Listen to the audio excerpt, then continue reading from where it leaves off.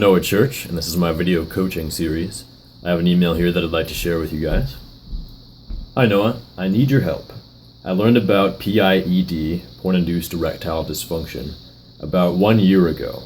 Now I am 25. I did several streaks of 50 to 60 days.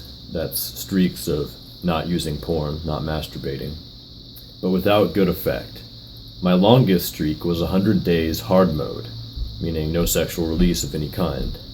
I felt very horny in the last 20 days.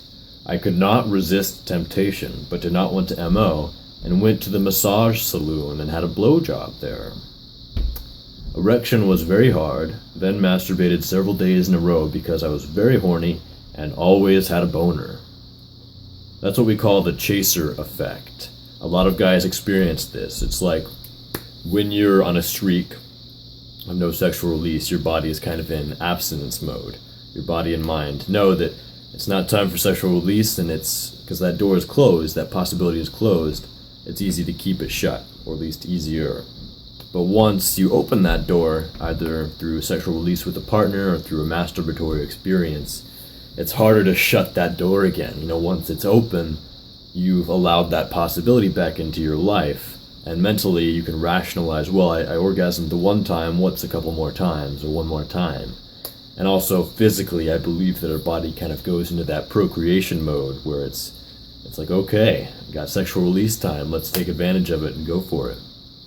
That's what we call the chaser effect, and it can be the downfall to a lot of good streaks. Even after having healthy sex with a partner, that libido is jacked up for a few days, and it can lead to a relapse.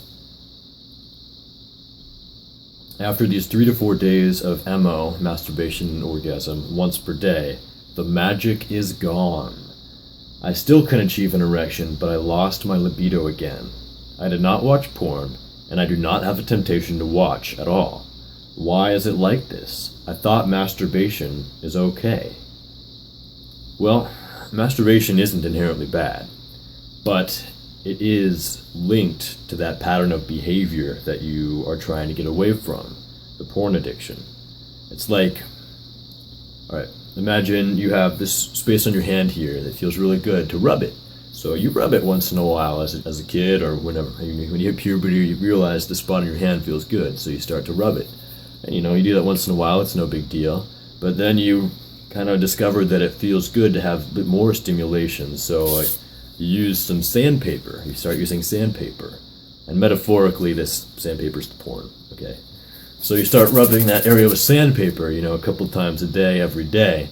It gets a little red from time to time, but for a while it's no big deal. But after years of rubbing that area with some sandpaper, it starts to have some, open sores, it's wounded, it's oozing pus, and you've damaged yourself. And you desensitize. It's like all calloused and shit. It's really ugly. And you realize, oh shit, like using this sandpaper on my skin every day is probably bad for me. And that's what the porn has done, except to your brain. It's desensitized your brain. It's rewired your sexuality to porn rather than to real intimate experiences. So you take away the sandpaper. You decide, okay, I'm going to let this wound heal. It's not looking good. It's going to take a while at this point. So you're just letting it be, you're letting it heal, letting new skin grow. And you do this for a few weeks, but then you kind of start to miss the sensation of rubbing that area. So you masturbate or whatever, and you're rubbing that area again, scratching it, and not using sandpaper. And normally it would be fine just to rub that area, but since it's still wounded, still healing, by irritating it, you're slowing down, you're delaying that healing process. And the same thing happens with our sexual response system. It's resensitizing, and by masturbating, by getting sexual release, you might be interrupting that process and setting yourself back. Even though masturbation normally wouldn't do this to you, because you're in that healing process, it is setting you back. You say, now I am starting a new streak and will not masturbate at all. Good plan. A lot of guys can reintroduce masturbation in a healthy way after they've fully recovered from whatever porn-induced symptoms they had. So after you have no more complaints of porn-induced erectile dysfunction or desensitization, you're having wonderful sex with your partner, then you might be able to reintroduce masturbation in a healthy way. But until then, I'd advise not doing it. But if at some point I start a relationship, will my libido and boner also disappear after several times having sex? Some guys do experience that. They find that any orgasm, even one with a partner, can set them back into a flat line or into having no libido. A lot of guys find that orgasm with a partner feels very different than orgasm through masturbation, and that it's actually good for their rewiring process. But some guys do find that after orgasming in any fashion, it sets them back. And there is, good news, a way to have sex without orgasming. I know, right? It's not as unpleasant as it sounds. It's called Karezza, or coitus reservatus, and you can find more information about it in the description below. I'll link to some information.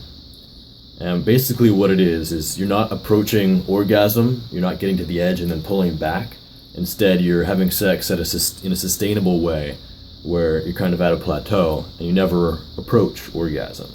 It tends to be much slower, more intimate, more focused on the little sensations, and it can be a great way to rewire and have sex with your partner and really form that intimacy without setting yourself back in the healing process. So look into that. I think it could be good for you. How should I proceed? Well, I think I answered that question.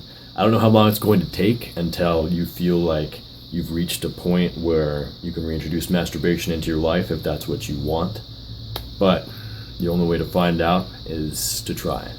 So I recommend not masturbating until you're having, wonderful, successful sex with a partner. And then if you want to reintroduce it then, go ahead. And if it sets you back, well, you know that you weren't ready. Now, if you have a question or a story like this person's, and you'd like to send it to me and get my advice, my feedback, you can find my contact information in the description below. Send me 3 to 4 detailed but brief paragraphs. And if you appreciate these videos and you want to show that appreciation, you can donate to me at my website, addictedtointernetporn.com. You can find my other work there as well. Coach Church out.